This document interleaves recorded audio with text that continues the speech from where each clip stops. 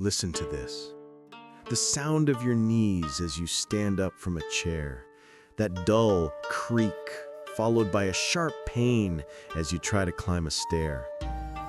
For millions of people over 60, this sound has become the soundtrack to their daily lives. It's the harsh reality of chronic knee pain. Immediately, the Western world offers us solutions. We're told we need expensive gym memberships to get stronger. We're prescribed painkillers that only mask the problem. And if all else fails, we're presented with the option of invasive surgery with months of recovery. But what if I told you this narrative is fundamentally flawed? While we in the West struggle with machines and medications, in a small village in Okinawa, a 92-year-old man tends his garden on his knees. An 88-year-old woman climbs the local temple stairs without holding the handrail. For decades, scientists have wondered, what is their secret? The secret isn't in the gym. It's not in a pill bottle. It's a 5-minute morning ritual, a series of simple, almost meditative movements designed not to force the joint, but to lubricate it from the inside out. Today, we are going to unveil these 5 movements. And stay with me, because movement number 5 is the most misunderstood and yet the most powerful of all. Let's begin the journey to reclaim your knees. Movement 3, the hip circle, freeing the coxofemoral joint. Here is a secret most physical therapists will tell you. Knee pain is rarely a knee problem. It's a hip problem or an ankle problem. We've already addressed the ankle. Now let's talk about the hip. Your knee joint is a hinge joint. It's designed to do one thing very well: bend and straighten, flexion and extension. Your hip joint, on the other hand, is a ball and socket. It's designed to move in all directions: forward, back, to the side, and crucially, in circles. What happens when we spend decades sitting in chairs? Our hips become incredibly stiff. They lose their ability to rotate. They get frozen. And when the hip, which should rotate, cannot, guess which joint tries to compensate? The knee. Your poor knee, which just wants to be a hinge, is forced to twist and torque with every step, with every turn to get out of the car. This twisting is what tears the meniscus and wears down the cartilage. A 2021 study from Osaka University found that 70% of patients with knee osteoarthritis also had severely limited hip mobility on the same side. The Japanese morning ritual includes koshi mawashi, or hip circles, to remind the hip what its job is. Stand up straight and place your hands on your hips. If you feel unstable, hold on to the back of a sturdy chair or a countertop. Safety first. Your feet should be shoulder-width apart with your knees slightly bent but not locked.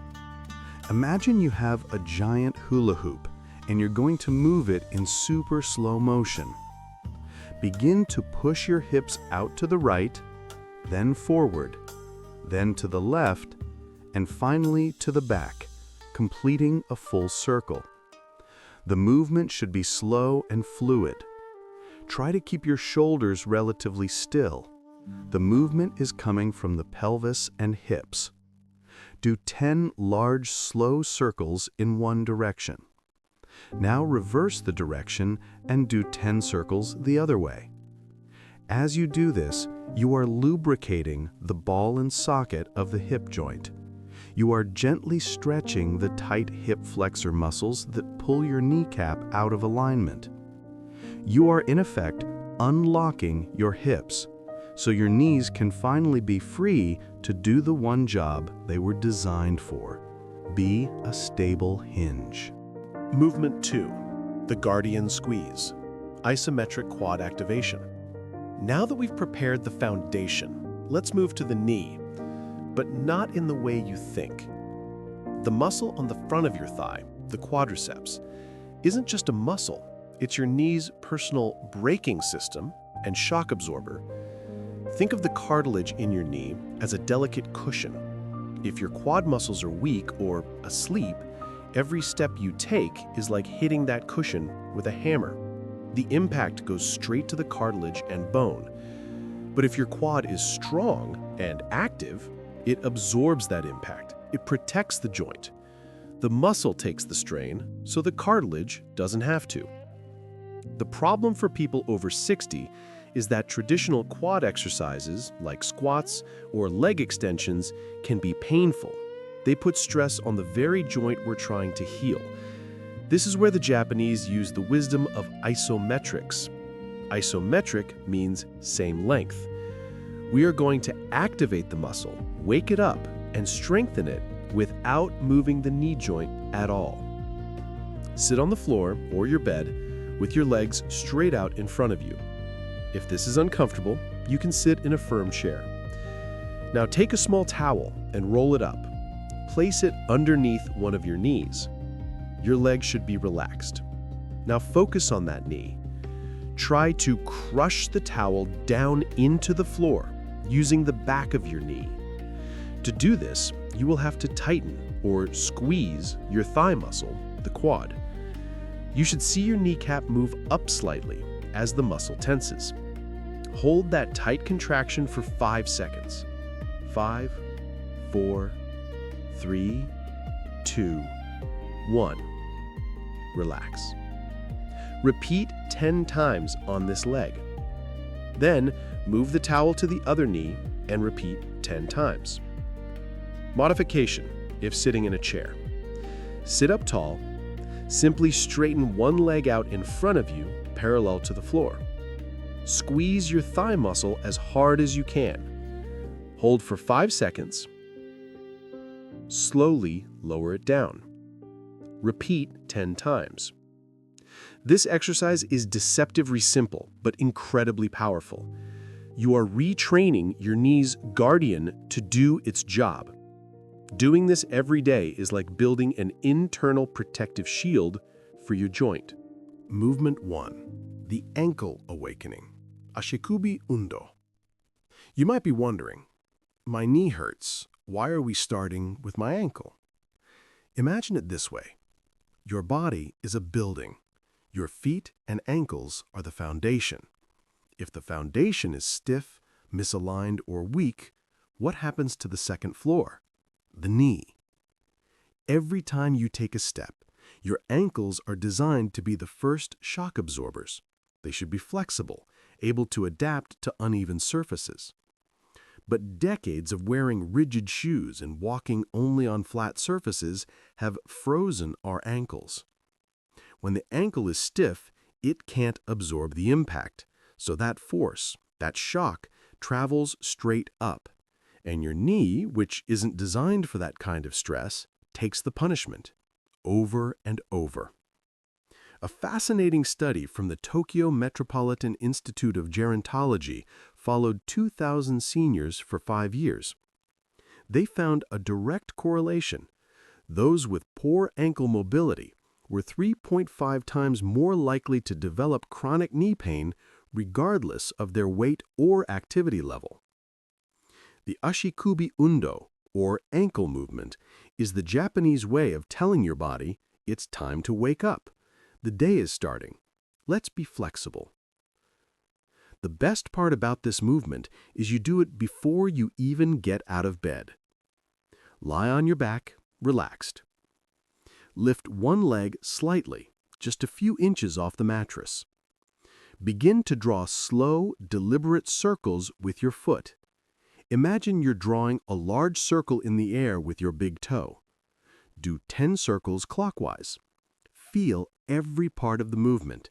Listen to the small clicks. That's the joint lubricating. Now, 10 circles counterclockwise. 6. After the circles, we move to pointing and flexing. Point your toes away from you like a ballet dancer, stretching the top of your foot. Hold for 3 seconds. Then pull your toes back toward your shin as far as you can, feeling the stretch in your Achilles tendon and calf. Hold for 3 seconds. Repeat this flexing motion 15 times. Now switch to the other leg and repeat the entire sequence. This simple movement sends fresh synovial fluid into the ankle joint, improves blood flow to the lower leg, and most importantly, takes an enormous amount of pressure off your knees before your foot ever hits the floor. Movement 4. The calf pump, the second heart. Our joints do not have a direct blood supply. Cartilage is avascular. It doesn't get fed by arteries like a muscle does. So how does it get its nutrients? How does it repair itself? It feeds on synovial fluid, the joint's natural lubricant, and this fluid is replenished and circulated through a pumping mechanism. This pumping happens through movement and, crucially, through blood flow in the area. This is where the calf comes in. In Japanese health circles, the calf muscles are known as dai-ni no shinzo, or the second heart. Why? Because every time you contract your calf muscle, it squeezes the veins in your lower leg, pumping old blood back up to the heart and system, and drawing new oxygen-rich blood down. For an aching, healing, starved knee, this blood flow is life. It brings nutrients, oxygen, and repair cells. It takes away inflammatory waste products. Many Japanese elders do this dozens of times a day, even while waiting in line or brushing their teeth. It's simple, but the vascular science behind it is profound. Stand behind a sturdy chair, a table, or the kitchen counter. Use your hands for balance. We are not testing your balance here. We are working your calves. Stand tall with your feet hip-width apart. Slowly raise your heels off the floor as high as you can, coming up onto the balls of your feet. Focus on control. Hold at the top for 2 seconds. Feel the squeeze in your calves. Now very slowly lower your heels back to the floor. The slow lowering, the eccentric part, is just as important as the raising. Repeat this 15 times. Advanced version. If you feel strong, you can progress to doing it on one leg. Lift one foot off the ground, still holding on for balance, and perform 10 single-leg calf raises. Then switch. This daily pumping action ensures your knees are constantly bathed in the nutrients they need to repair. It's like watering a plant that has been dry for too long. Movement 5. The secret. The sage's squat. Modified seiza. And now we arrive at the movement I promised, the most misunderstood, but the most transformative. In the West, we have been told over and over, don't kneel, it's bad for your knees. Doctors tell us, physical therapists warn us. We see our elderly struggle to avoid kneeling at all costs. And then we look at Japan, a culture where kneeling in the formal seiza position is a part of daily life. They kneel for tea ceremonies. They kneel to eat. They kneel to meditate. And they do it well into their 90s. This presents paradox.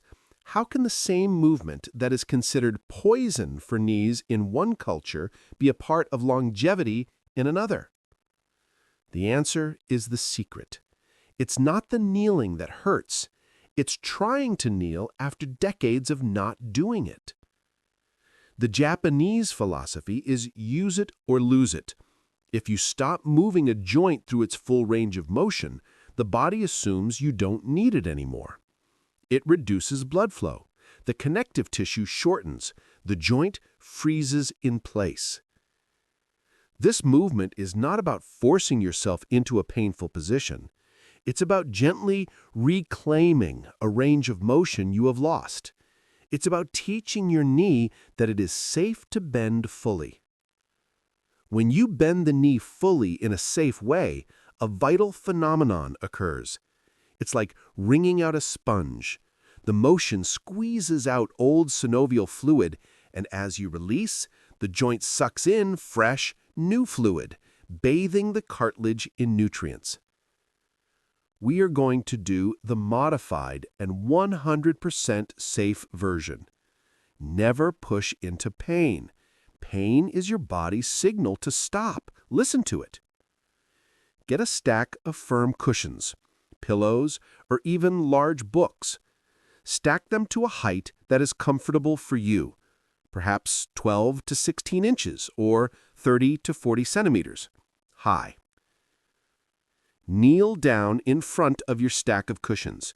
You can place a yoga mat or a folded towel under your knees for comfort. Your knees are on the floor. Your feet are behind you.